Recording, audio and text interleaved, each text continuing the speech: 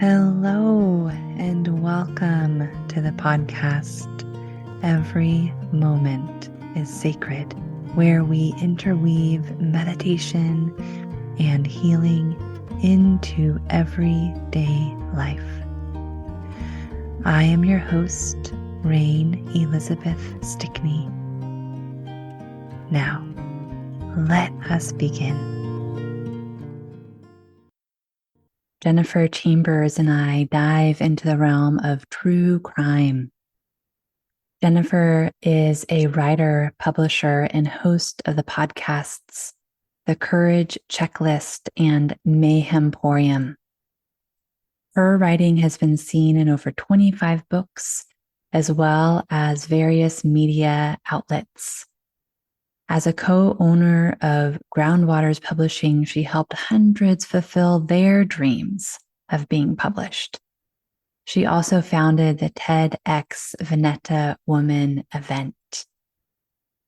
In our conversation today, we first share about a traumatic brain injury Jen experienced when she was a teenager. She survived, as we can well attest to by her presence here, her delightful presence. And she had to relearn everything from walking and talking to tying her shoes. She also has an extremely rare autoimmune disease, and both conditions inform her work and the way she does it.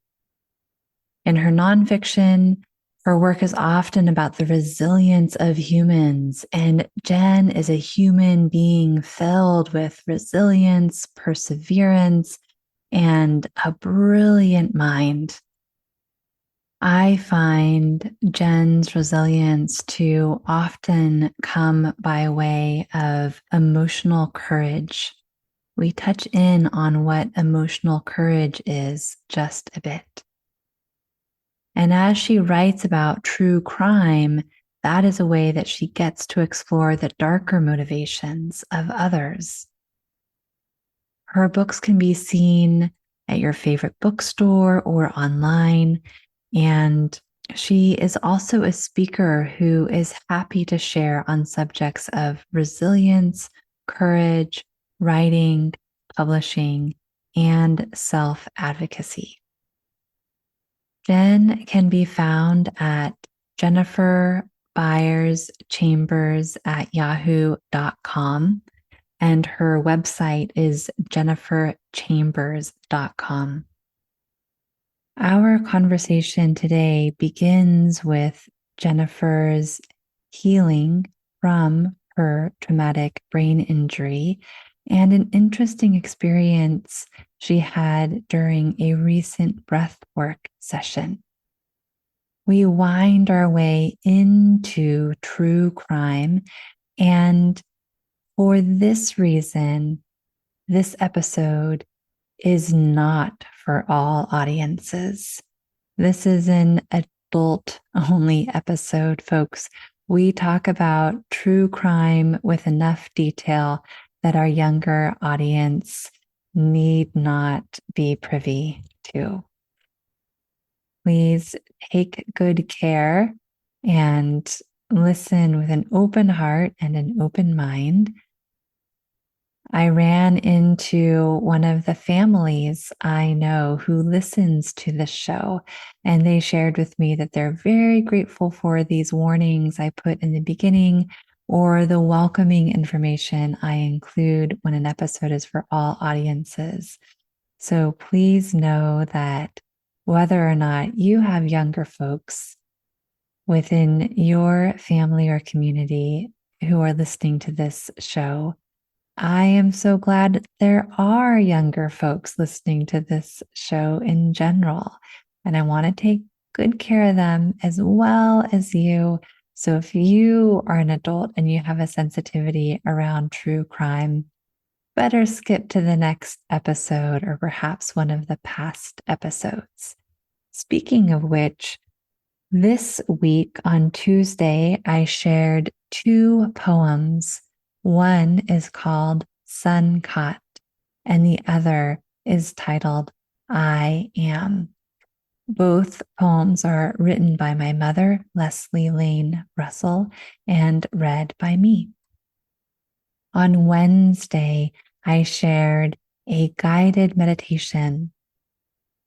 This meditation is titled, Sometimes We Don't Know. This is true. Sometimes we don't know. And what better idea do we have than to relax into the not knowing? Not every mystery can be solved. We don't always have the answers. So let's breathe together and notice what it is we don't know, even including those things that we don't know, and freely explore the beautiful realm of the unknown. If you like this show, please rate, review, subscribe, or follow, and share this episode or any episode that is your favorite with someone who will enjoy it. That's how we spread the wealth. We give feedback, encourage each other on, and share the bounty that comes our way. I am so happy to introduce to you Jennifer Chambers. She has quite a story to tell in many different realms. So listen in, get cozy, and enjoy. Hey, Jen. Hi, thank you so much. Oh, it's so wonderful to have you here. It's such an honor and a pleasure. And like you said earlier, I really enjoy getting to know you better. So we get to connect a little bit Yeah, over time and a little more deeply right now. absolutely. I find you to be such a calming and healing presence, and even through a screen and even through our class where we met. So it's a treat to get to know you in a different way. Thank you. Yes, we got to be in a podcasting class together and in an abundance class together. And I know that you're a writer of true crime. You have 2 podcasts. Mhm. You have had a traumatic brain injury when you were a teenager that you had to relearn everything from that moment onward, which you have done successfully. And I'm just very inspired by you, Jen. I'm inspired by your story and about knowing more about who you are. Oh, thank you. It's funny, whenever I'm introduced on a podcast or anything like that, I always am worried because I have a lot of different parts. And I used to feel like I had to condense it into, one thing or another thing. But I really like that. And that kind of applies to my life and my business and my writing. I think it's important to embrace all of your parts. So that's kind of Mm, where I'm at now. mhm. Yeah, I think that's important too. And integration can take time and show up differently and in different moments. Mm-hmm. Integration is a really aptly chosen word because I used to feel very much like the before my brain injury me and the after brain injury me were almost like different people. Like I was 2 or 3 almost different people inhabiting, because I was the person before and the person during the recovery and then the person after.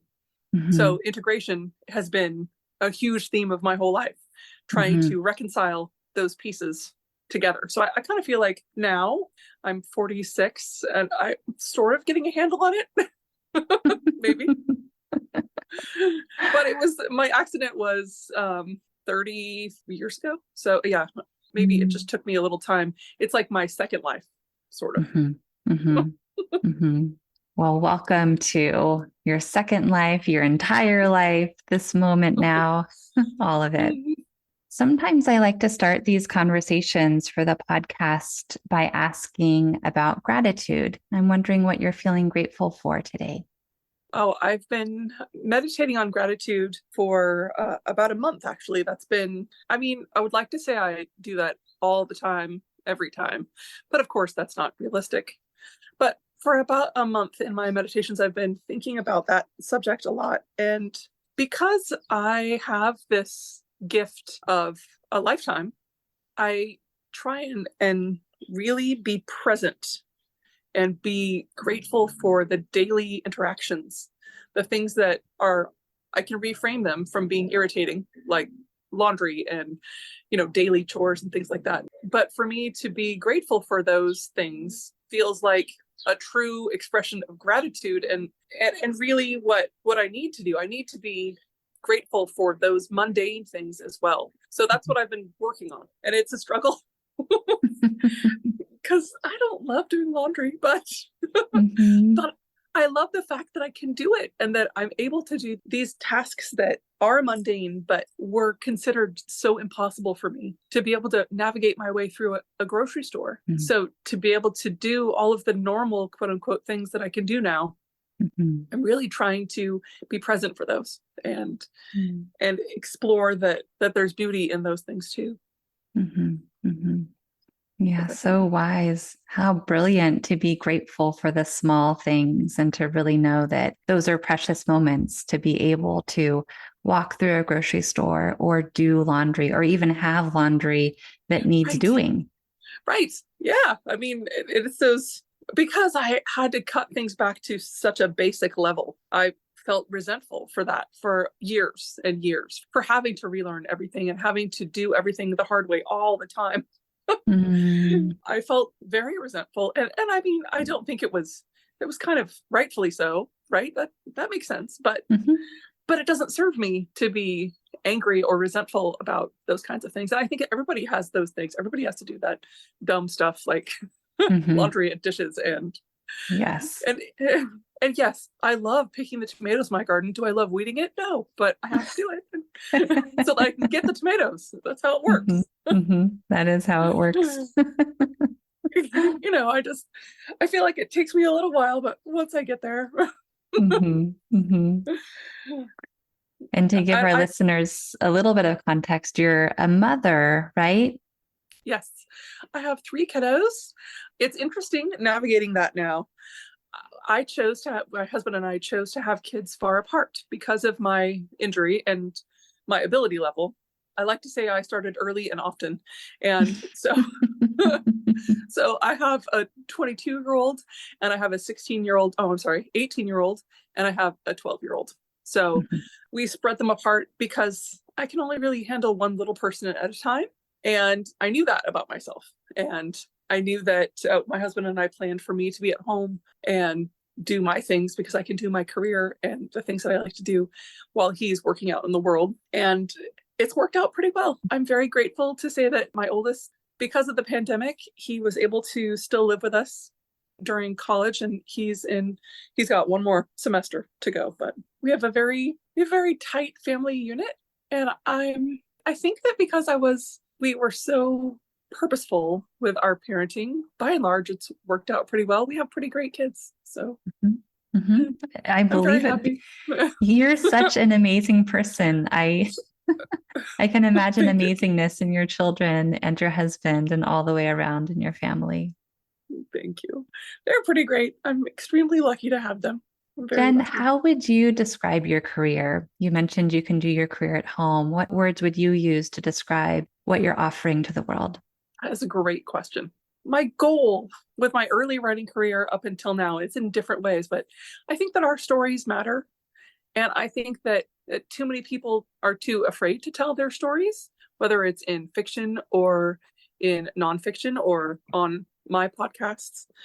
I guess my mayhem podcast notwithstanding, that one's more for fun. But in my writing career, I started writing. I guess they tell me, because I don't have any memory before I was age 15. I have no memory at all. So they tell me that I always wrote. I don't know, Oh, wow. but learning to read again was the thing that brought me really back to life. I was able to understand books in a way that I couldn't understand people because people went too fast. With my brain injury, it was almost like there was a stutter step when people spoke. There was a lag, before I could comprehend and then react to what they said. And because I didn't know how I was supposed to react to anything, I was always grasping for the answer of what I was supposed to do Mhm. and read it and be very quick in reading people. But quick it doesn't really go with brain injury. So the thing about books is they were stationary, and I could figure out people's motivations by reading them and Mm. understand how it was to be in a relationship with a person and speak to people. And so relearning how to read helped me understand that the way that I can communicate with the world best is by writing it down. Mm. So I started doing that, and what I really wanted at first was to have someone understand how it felt to be brain injured. And I sought out other writers because I wanted to understand that somebody else had gone through that. And Mhm. logically I knew that, but that didn't exist really when I had my brain injury, because this was 1992, and before that point people didn't survive the way that I survived. They weren't lucky enough to very often. So there wasn't a lot of first person literature or anything like that. So I did a bunch of research, and I interviewed a bunch of other people who were brain injured and Wow. doctors and things like that. And I wrote my first book about that. I didn't feel that I could write a memoir at that point. So I wrote a fictionalized book about two people with brain injuries and the way that they helped each other.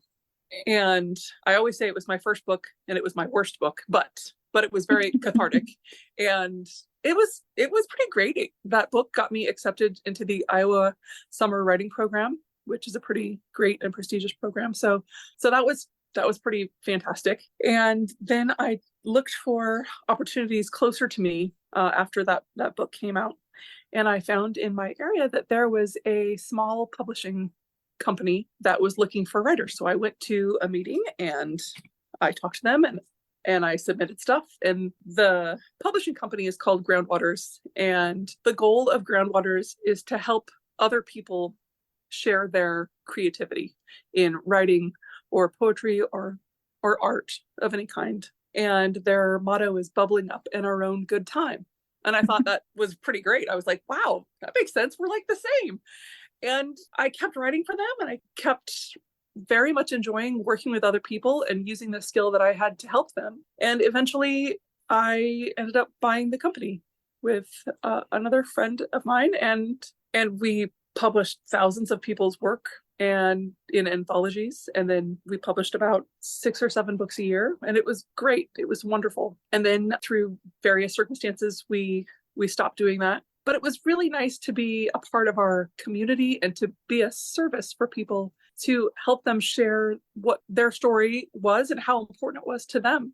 Mm. So Mhm. that was really important to me. And it was one of those things that I didn't realize it while it was happening, how important it was. But it's something that translated into my later podcasting, because I do believe in the importance of people being able to tell their own story and their voices Mhm. heard. I started writing.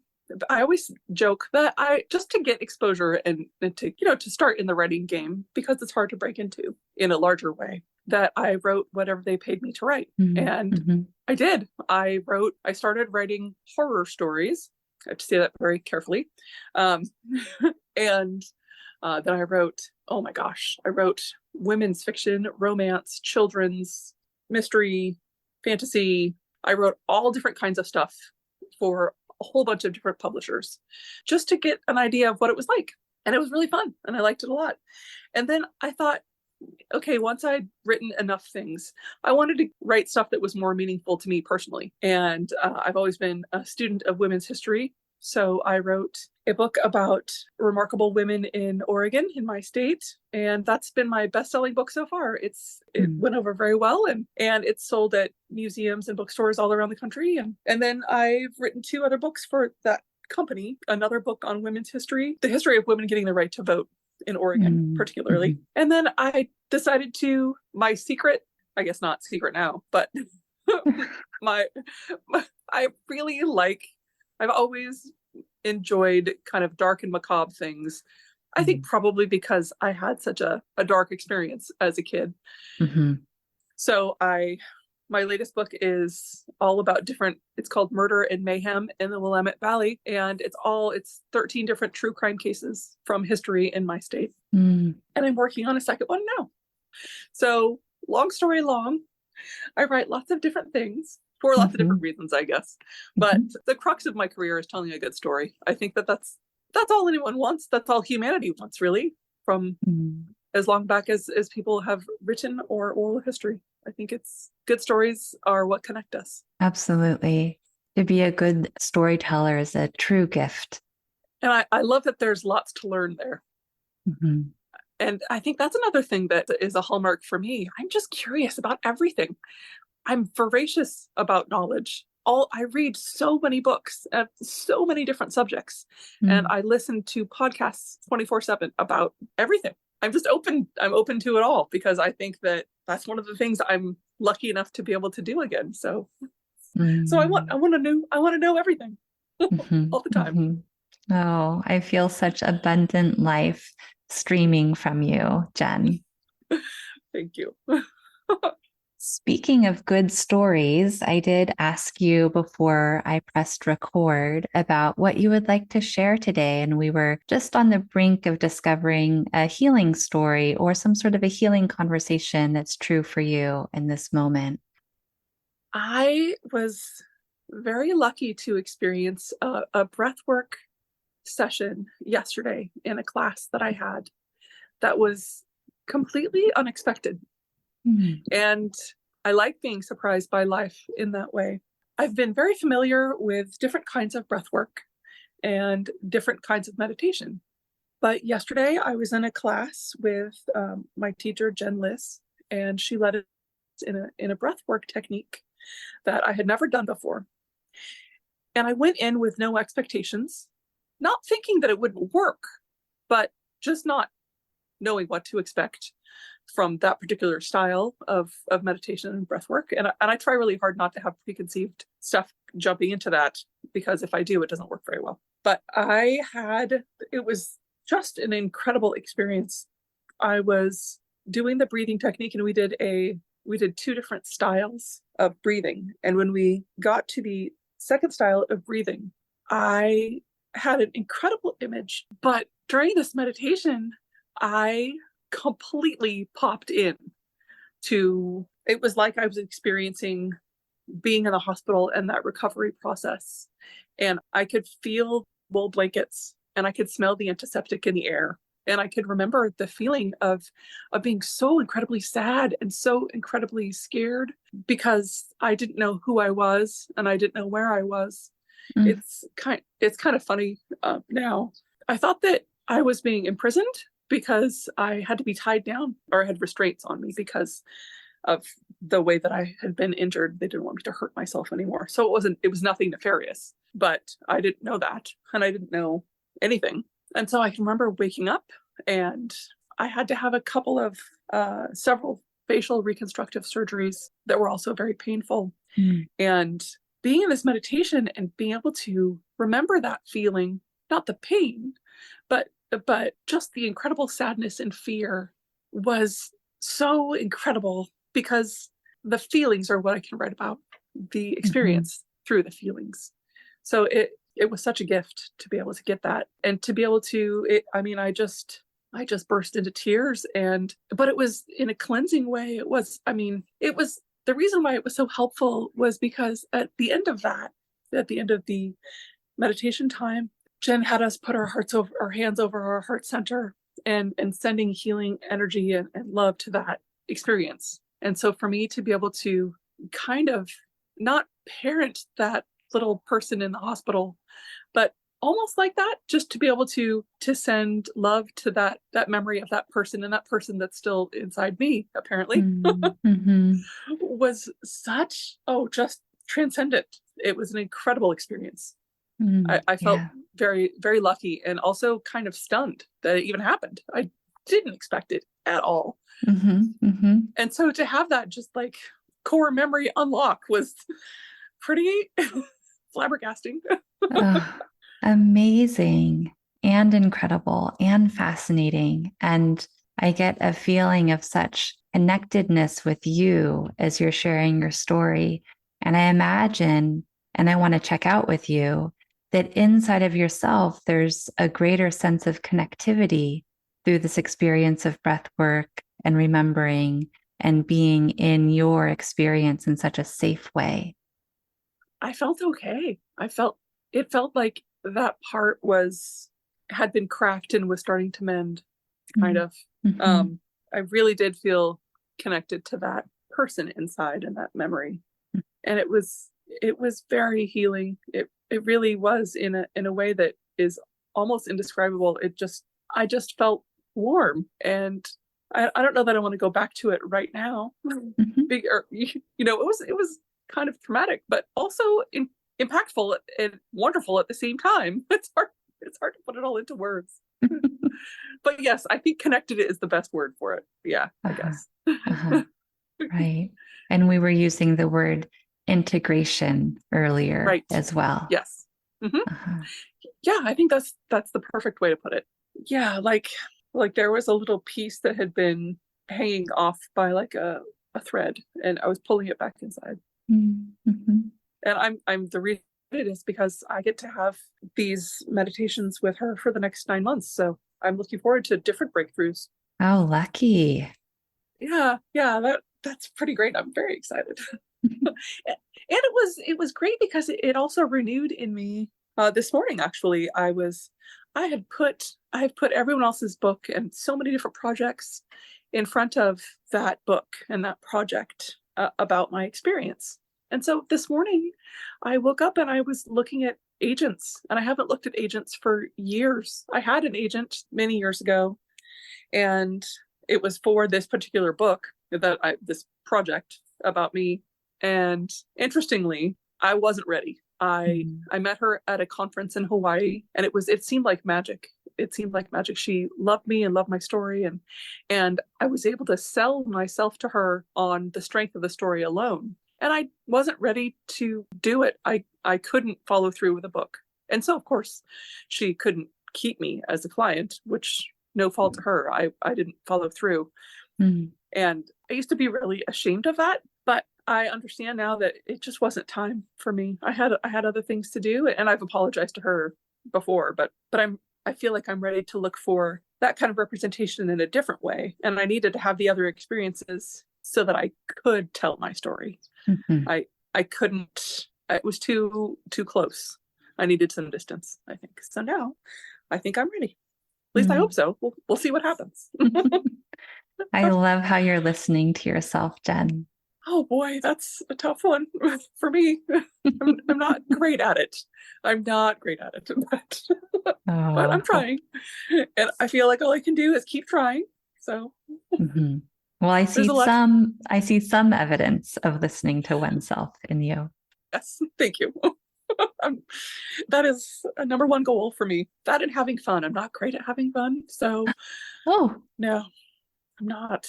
I'm really good at working hard. I'm really, really good at it because I had to, like that was they actually I used to have a funny nickname. My friends used to call me the Termo because that was like I was gonna do it and I was gonna accomplish it and finish it. And so, maybe it's time to lay down that mask and let it go. mm.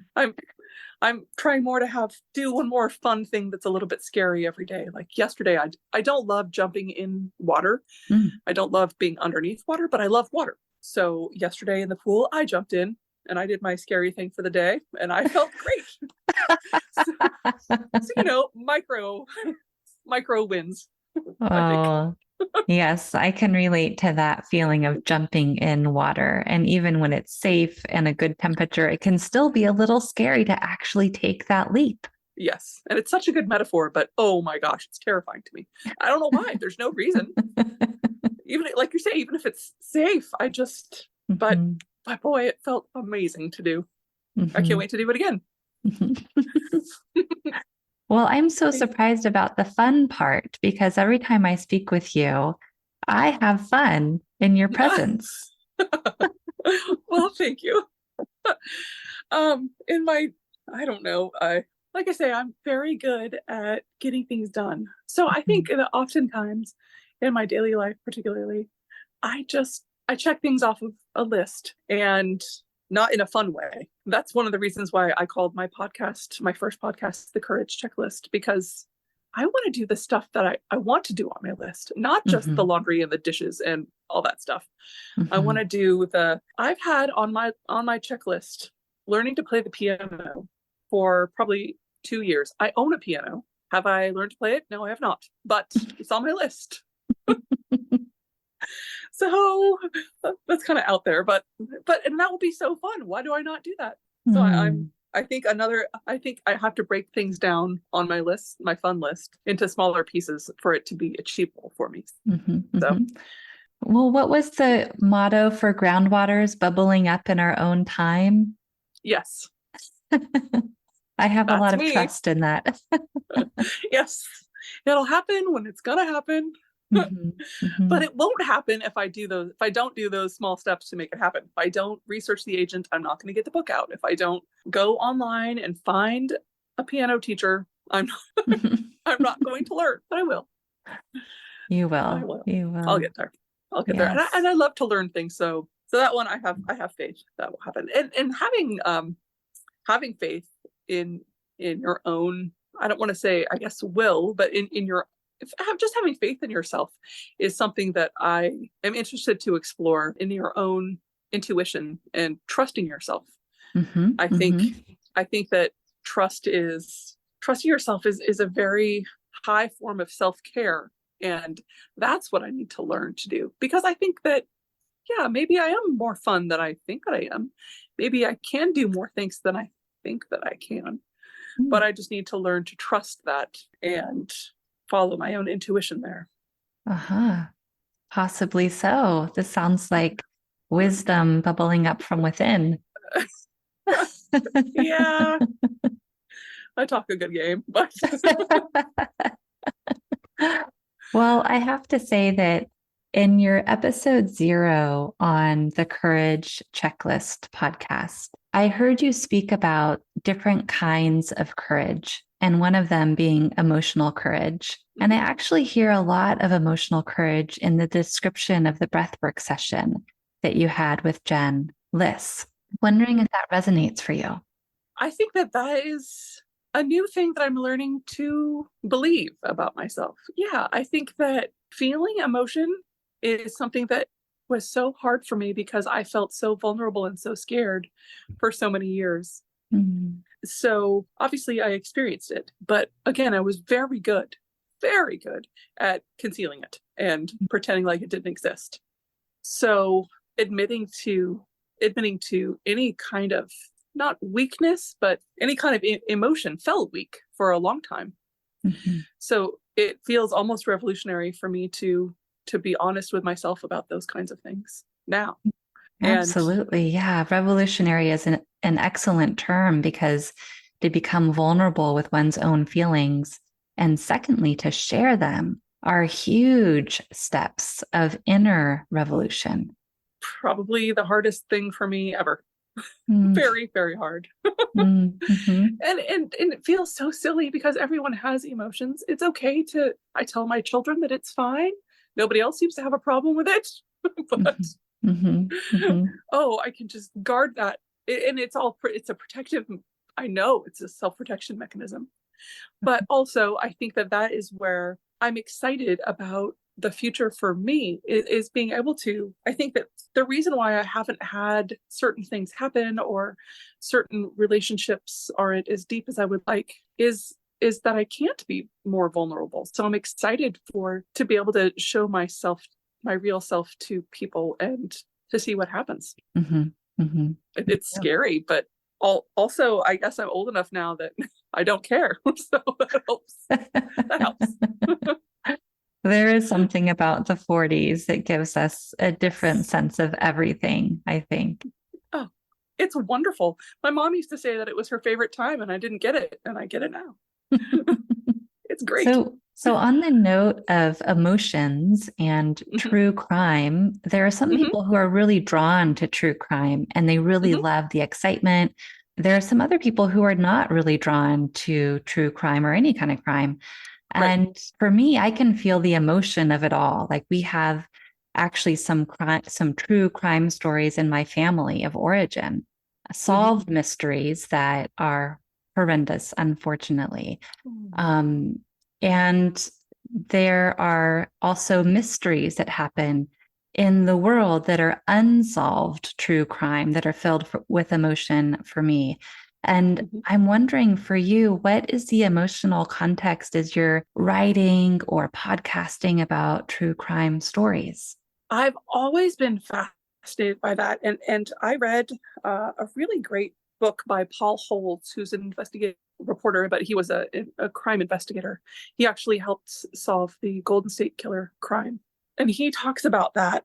And I liked what he said. He said that something about to the effect that a lot of people who are drawn to this kinds of stuff, this kind of true crime and cases like that, want to solve something for themselves. And in my case, yes, definitely. I mean, because I don't remember anything about myself, I have to trust, and I had to trust my family. Luckily, I had a wonderful family that was largely amazing, and I think they told me the truth, but I wouldn't know the difference.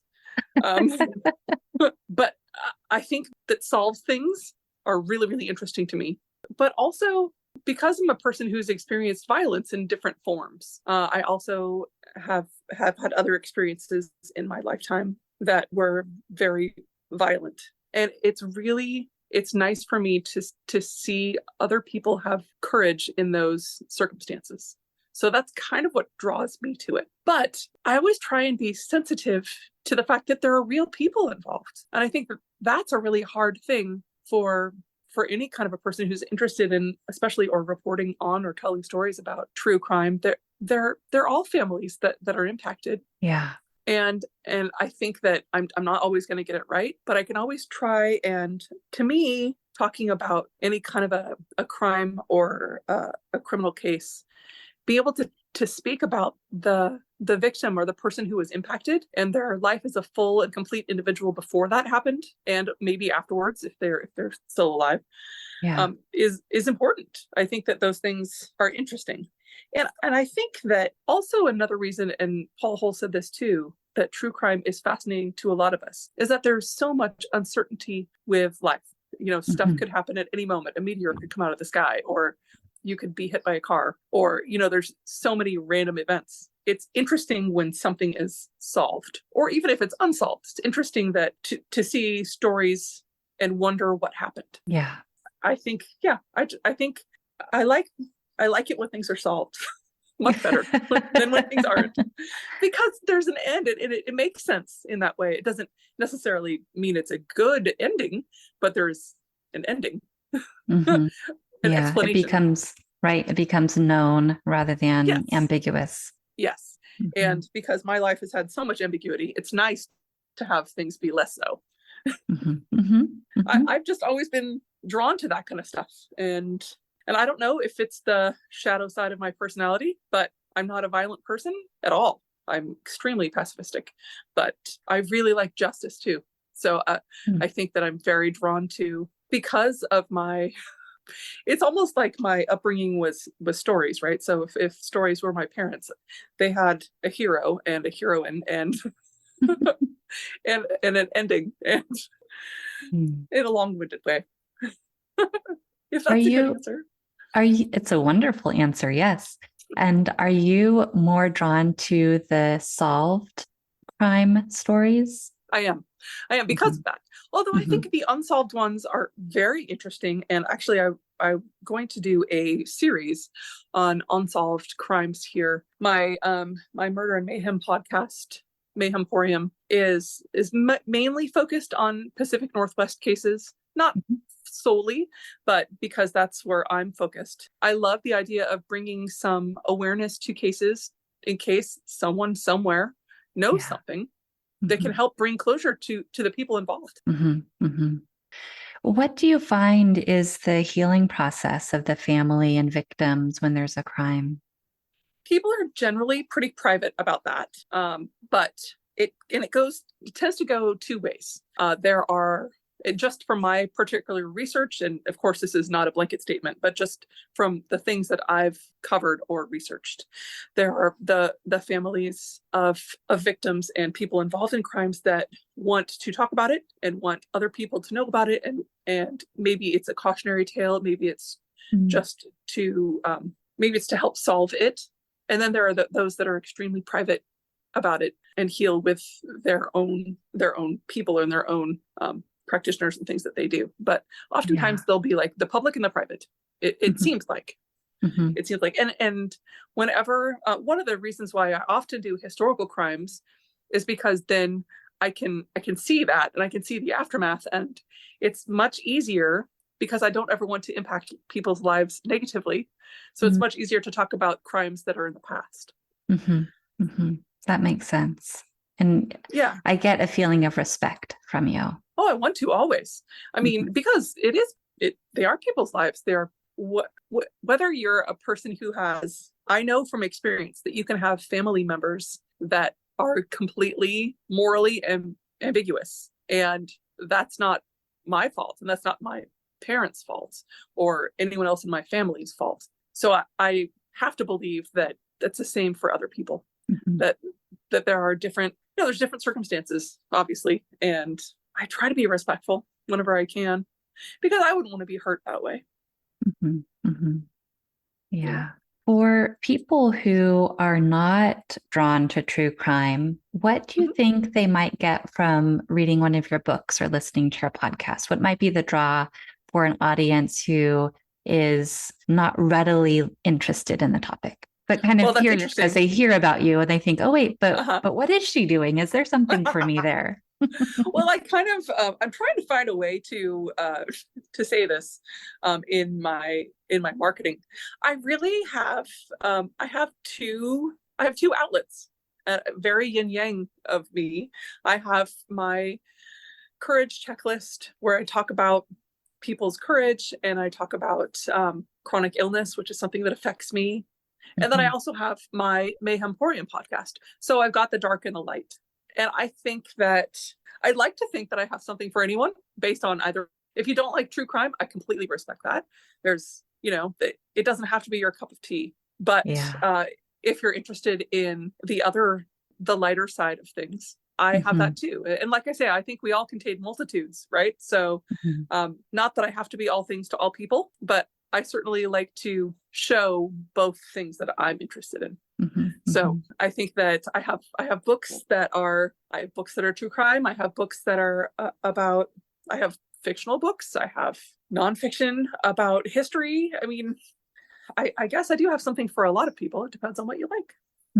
Well, I love everything that you're sharing, Jen. And to highlight a couple of things that I heard, I'd like to point us in the direction of uncertainty being something that we all experience, and we have varying degrees of comfort with uncertainty. And I love how you pointed out that crime stories are filled with uncertainty. In the beginning, we don't usually know what happened or how it happened or why or if it will be solved. And then over time, those answers may or may not come. Tons of uncertainty. And what a great exercise of becoming flexible around uncertainty that true crime gives us. I think that, and you hit the nail on the head, it's really comforting in a weird way to know the answer, right? So that's why I like those ones that are solved, because I have lived in uncertainty. But saying that doesn't everyone? Don't we all? Really? I mean, you have to make friends with knowing the outcome all the time. Indeed. And I think that's the highest message you can give yourself, is that it's okay to not know. And it is. You can't control it anyway. So you might as well do your best and keep moving forward. Another point that I heard you make is about a cautionary tale.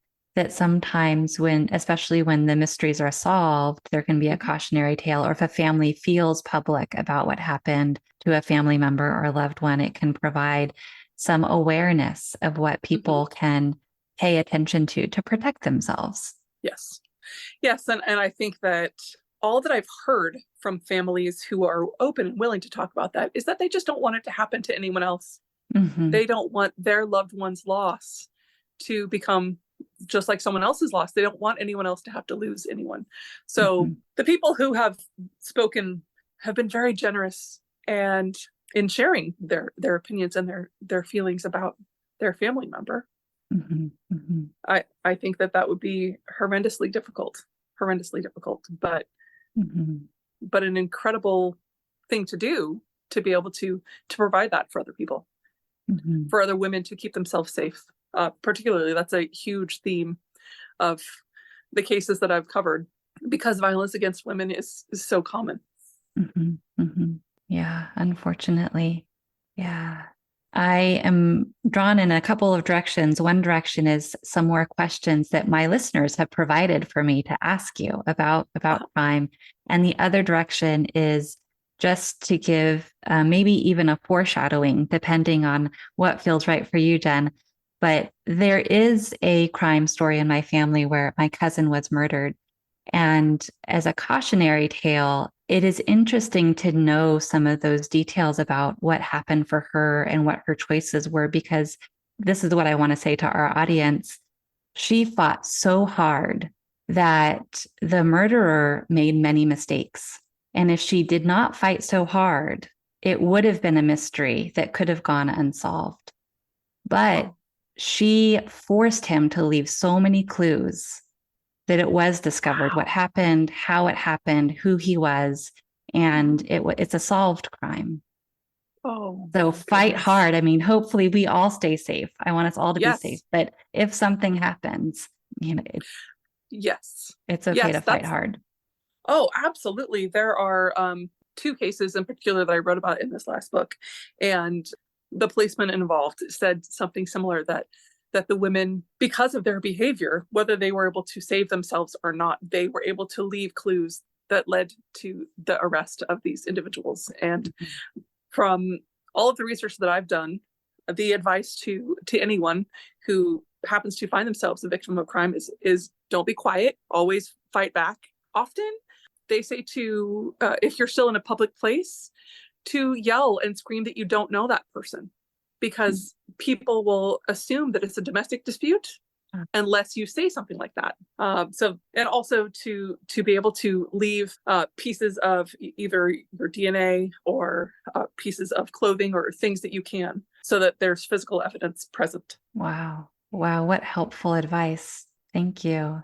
I think that particularly in families who have had tragic incidents like that, if they're able to talk about, say things like that in a public forum, and hopefully help other people not have that happen, I think that's so brave, Mm-hmm. and Mm-hmm. so, like I say, so generous to share one family's pain and turmoil in order to help someone else. Mm-hmm. Mm-hmm. I'm so Yes, sorry that happened. oh, thank you. Me too.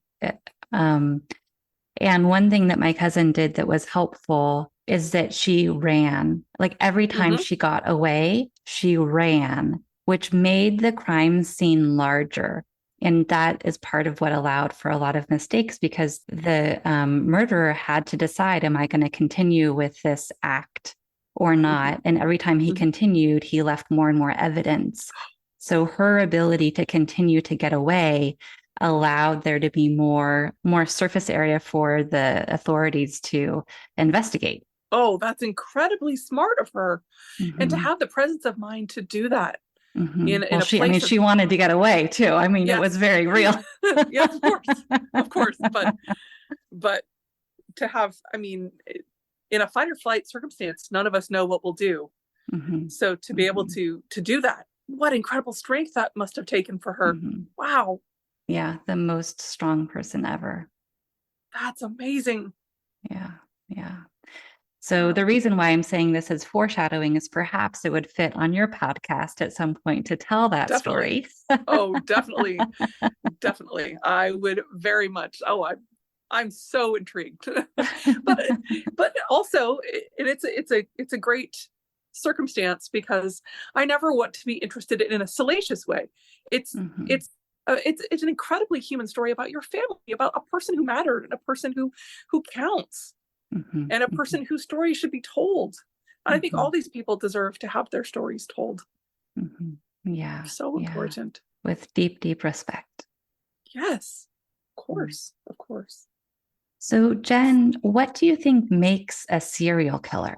Well, the definition of a serial killer is someone who commits three or more murders that may or may not be related in methodology, Usually there's some sort of relation, but not always. There are some people that are serial killers that do random, quote unquote, but there's a method to their madness. Mm-hmm. But I think that is changing a little bit as they learn more, and as crime scene techniques grow. They're learning a little bit more. Like, they used to say it was one or more, but now I believe it's three or more. Mm-hmm. And with the horrific increase in mass shootings, Yeah. that's it's a mass shooting, but that doesn't necessarily make it a serial killer, because it's multiple circumstances, but it's all at the same time. Mm-hmm. So Mm-hmm. I'm not sure. I don't quite remember that particular example, but yeah. Yeah, that's And a I good think point about the categorization of crime mhm, and how to talk about it. it's changed so much. I think that's been a very, very interesting part of my own research, is learning historically. There are some really great books. A couple of them are by a woman called Mary Roach. She has a great book called Stiff, actually, and a different book. I can't recall the title right now, but she's written about the methodology of just how detective work has evolved, and the different tools that they have used. Paul Holes has another really good book about that as well. I think people are learning to be much more respectful, but also much more accurate because of the tools that they can use. Mm-hmm. So I think it's really interesting. It's interesting empirically, I guess. It would Mm. be less interesting if you had been the victim of that crime. But Yeah, there are so many different perspectives and they're all very important. Is there a specific case that sticks out for you or has stuck with you over time? well, where I live, she's not so infamous anymore, but there was a female killer named Diane Downs, and she was just a horrific human being. She is from the town where I am from, and she decided one day to kill her children. So she took them out on a road that I've been on many, many times, and she killed two of her children, and then attempted to kill the third, or she killed one and attempted to kill the other two, and then flagged down people and lied and said that a black man had killed her children, and went to the hospital and with her children in the ambulance, and was found out fairly quickly. It was just a terrible, terrible, horrible circumstance. Mm. But the reason why I was interested in that is because my parents owned, when I was a child and all the way up until my early 40s, I think, my parents owned a home healthcare business where they sold wheelchairs and walkers and things like that. And two of her children had to be fitted for devices in my parents' shop. Mm. And so my parents got to know the family, and through the trial process, they got to know the children's caregivers and the children. And I think I may have met them at some point, but I don't remember it, of course. Mm. And she has since, of course, was convicted and has been in prison for a very long time, had tried to escape and was re-imprisoned. But the other interesting coda there is that when I met my husband, somehow it came up, her case, and she was his mailman. Whoa. Yeah. So just a weird coincidence. I'm not really connected to her particularly, but that was probably the first case that I remember as Uh-huh. is being tangentially involved with and interested in.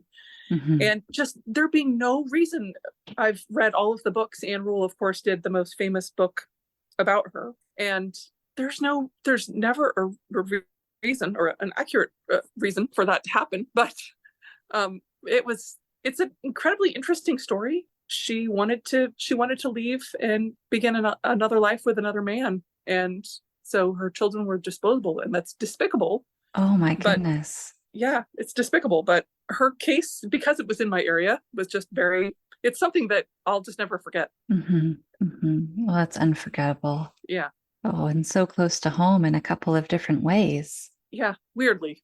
There's Mm-hmm. a few cases in my book too, that there is one particular case. It's so sad it's sad in a lot of ways, but it's during the 1800s, and this woman felt so powerless because of course she was a woman in the 1800s anyway, and the early 1800s, so she was powerless in a lot of levels.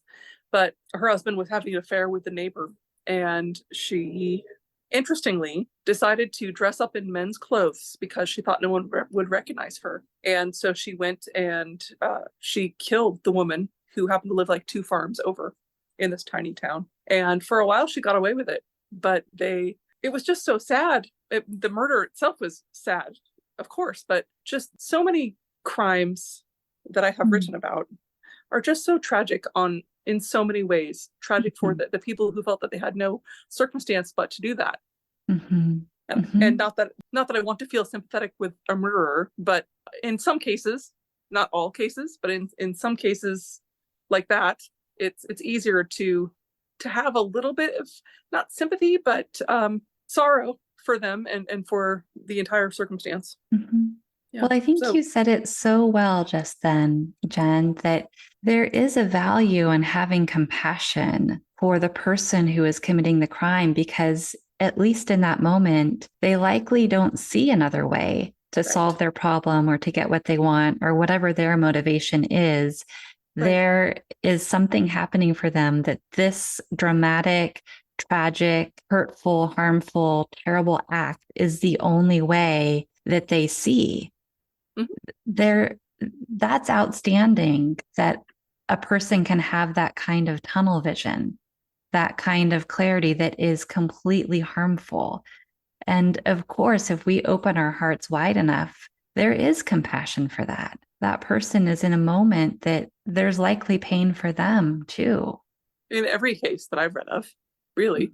Mm-hmm. Whether they were mentally ill, it doesn't excuse the circumstance, but it does make me feel some compassion for them. Mm-hmm. Mm-hmm. Right. And in some cases, like that one, I'm not saying it's the right thing to do, certainly not, but I can almost see myself in a position at that time where you would feel that trap. Mm-hmm. Not that you would follow through on something like that.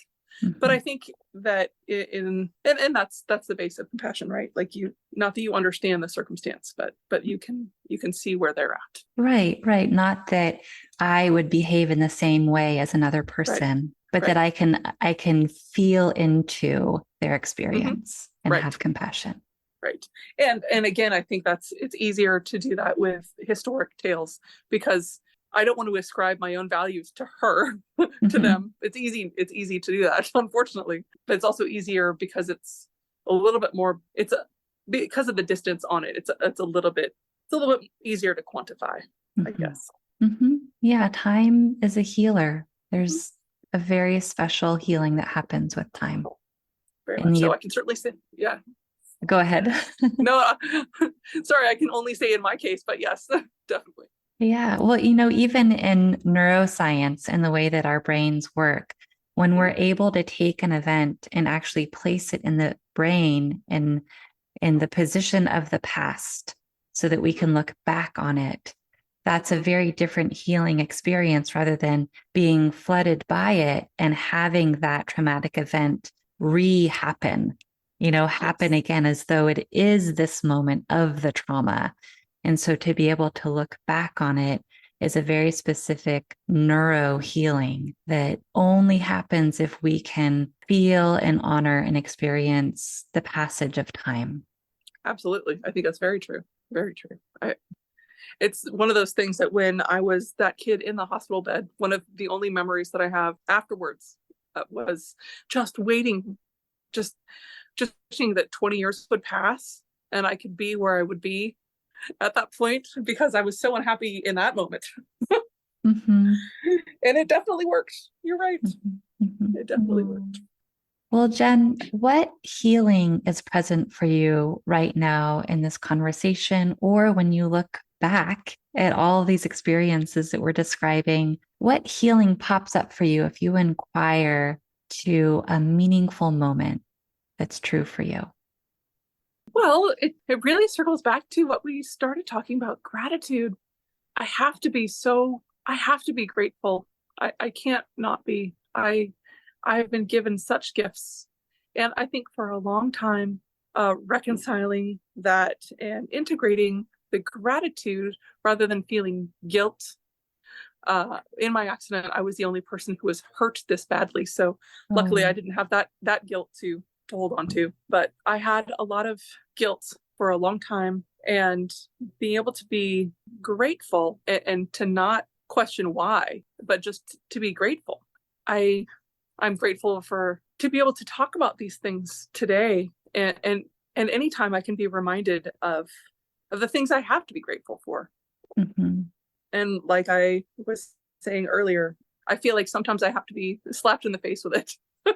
Yes, you have to do the laundry, but oh my gosh, to be able to have a life where I can hear the trees or hear the wind in the trees and feel the Yes. sun on my face and not be stuck in the place where I was before. Everything Mm-hmm. isn't perfect, but oh, I'm so grateful for where I'm at.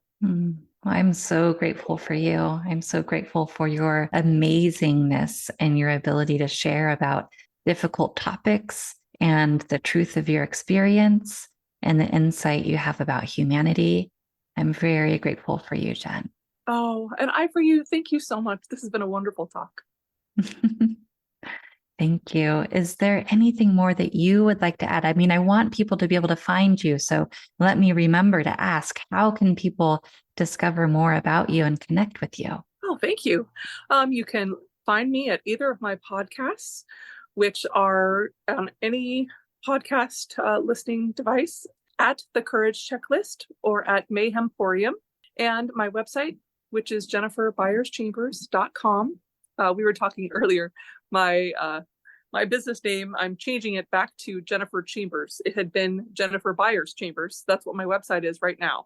But I'm going to be linking Jennifer Chambers, so you should be able to see me either way. Wonderful. Wonderful. Well, thank you again. Thank you. Thank you. Thank you so much.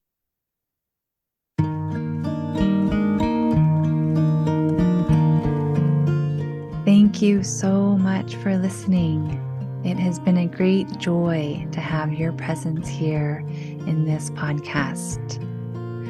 I welcome you to celebrate the joy and wisdom in your life exactly as it is. And I welcome you to feel loved, fully loved, exactly as you are. www.rainelizabeth.org